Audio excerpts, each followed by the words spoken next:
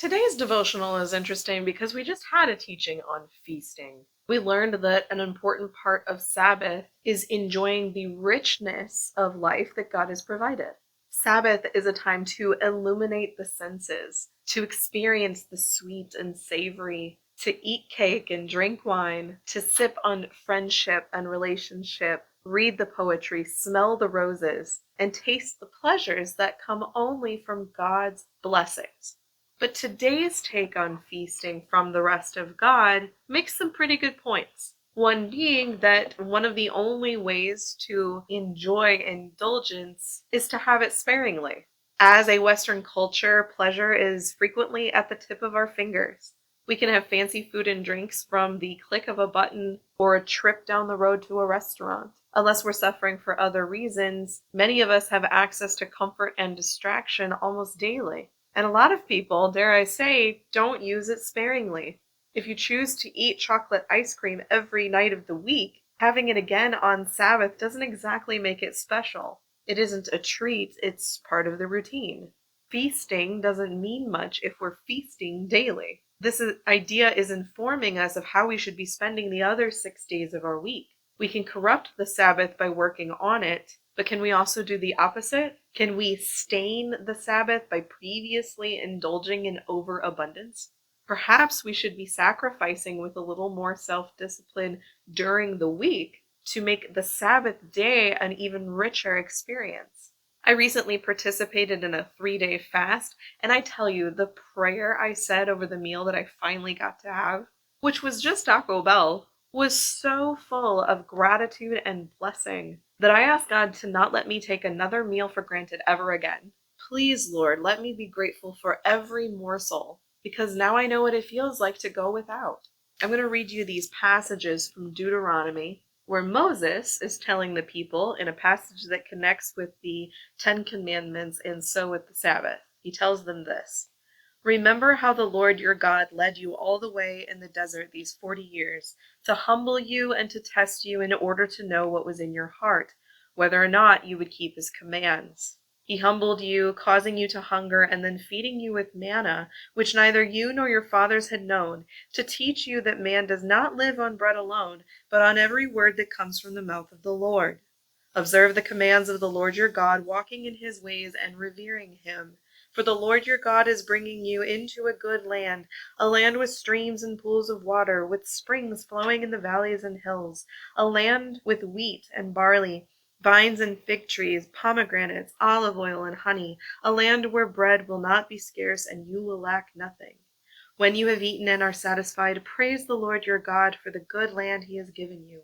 Be careful that you do not forget the Lord your God, failing to observe his commands, his laws, and his decrees that I am giving you this day.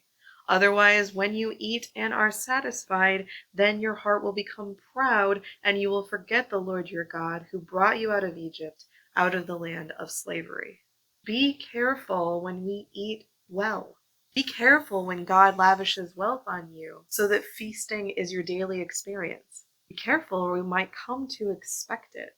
We can forget the humbling and refining and disciplining that hunger brings.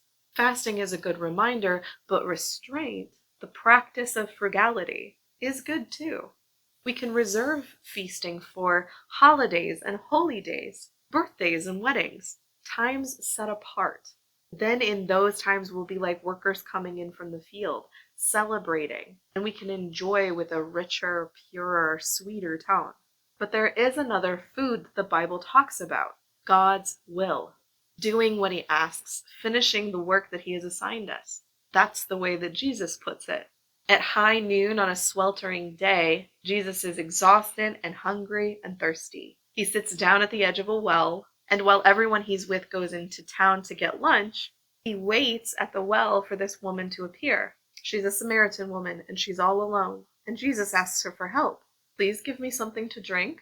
For all kinds of reasons she is startled. She is on her own, and a man is speaking to her, but not just any man, a Jew, and she's the Samaritan. But then Jesus startles her even more. He offers her water, but not just any water, living water, water that so satisfies it quenches all thirst. One sip forever. They had this lovely back and forth about traditions and her history. Jesus reveals himself as the Son of God, and because of his knowledge of her whole life, she believes him, and she runs back into her Samaritan town to begin evangelizing to everyone she sees. And in the meantime, the disciples come back, and they're trying to offer Jesus food. You need to eat, you need to eat. And Jesus says, I have food to eat that you know nothing about. Almost comically, the disciples look around and say, who gave you food? But Jesus remarks, my food is to do the will of him who sent me to finish his work. Work typically depletes us. Food gives us energy to do the work. The work uses that energy, so we eat again, and we have to work to get money to buy the food. A cycle. The harder we work, the more we must eat. The more that we eat, the harder we have to work to buy food. But yet, Jesus speaks of his work that works in the opposite way. The more we do God's work, the fuller we get, and the more we want to do it. The work is food, the thing that is nourishing us. It satisfies and strengthens. We sit back, content from it. And in the Bible, food is food. It's a gift of the earth that makes our bones strong and straight, that lends joy to our gatherings. But it's also this picture of something else, the way that God fills and nourishes us. Our abundant meals should reflect God's abundance. When Jesus took the Eucharist, the bread and the cup, he connected eating with this simple obedience and worship. He reminded us that every bite is also a prayer. Do we eat this way? For our Sabbath this week, it's recommended that we do two things. First, receive your very next meal as a gift from heaven and earth. Partake of it with thankfulness and simplicity. Eat just enough to fill you, and then stop. Nourish your spirit and your body together, and try to do this whenever you eat or drink. Second, make one of your Sabbath meals a feast. Enjoy the sheer bounty of God and his creation. Maybe invite others to join you. Overdo it a bit.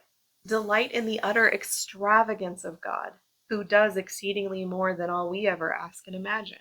Jesus always has food that we know nothing about, but he is willing to share it. I pray this lesson was helpful for you today, and that we managed to make a balance of our nourishment this week. Thanks so much for watching. Stay safe, and God bless.